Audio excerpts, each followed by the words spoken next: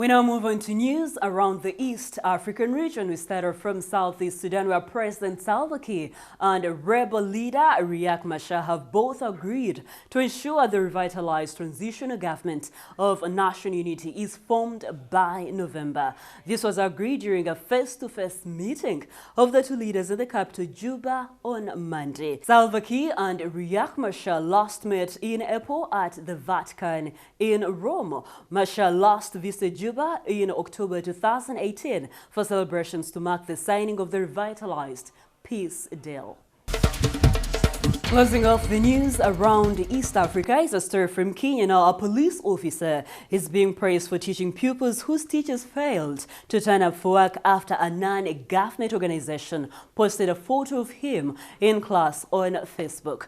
The Education Development Trust said Jairus Mulumia was found teaching a class at Fulero Primary School, which is near Kenya's border with Ethiopia. It said that there had been a series of attacks in the area of bandits, which had left several people dead. The officer was part of the team deployed to the school to provide security for pupils. Many Kenyans have taken to social media commending Mr. Mulumia's efforts, one person calling him an unsung hero of our time. Away from East Africa, we look at stories making news around the world. We start from the continent. In South Africa, President Cyril Ramaphosa has condemned the weekend violence in Johannesburg that claimed 2 lives after security forces clashed with looters involved in fresh xenophobic attacks.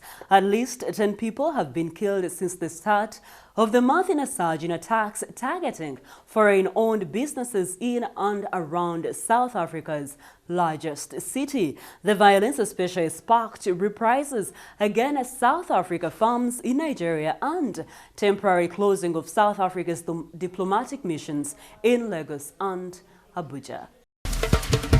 News from Cameroon. Mamadou Mota, the first vice chairperson of the opposition movement of the Rebirth of Cameroon, led by Maurice Kamto, was on Monday handed 2 years jail term. Mota told AFP his punishment was purely political after he was tried over his role in the July 22nd insurrection at Yaounde's central prison, where he has been held since June after participating in anti-regime protests. The court found Mota guilty of group rebellion, but he insisted he was not a rebel.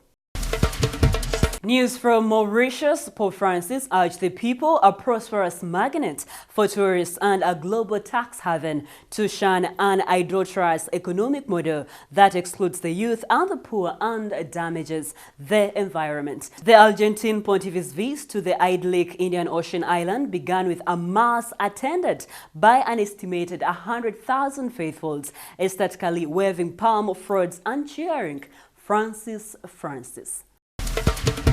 Closing off the news around the world, a story from the United Kingdom. The pound flattened as dealers mulled Britain's parliamentary suspension and the outlook for the Brexit deal. Sterling, which had won ground this week on the fading prospect of a no-deal Brexit, retraced some of those gains versus the euro and the dollar.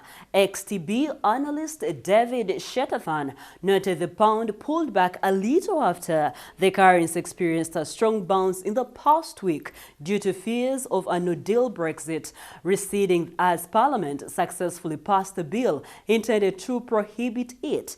Dealers nevertheless digested upbeat official data showing that the UK's unemployment rate fell to a 45-year low of 3.8% in July.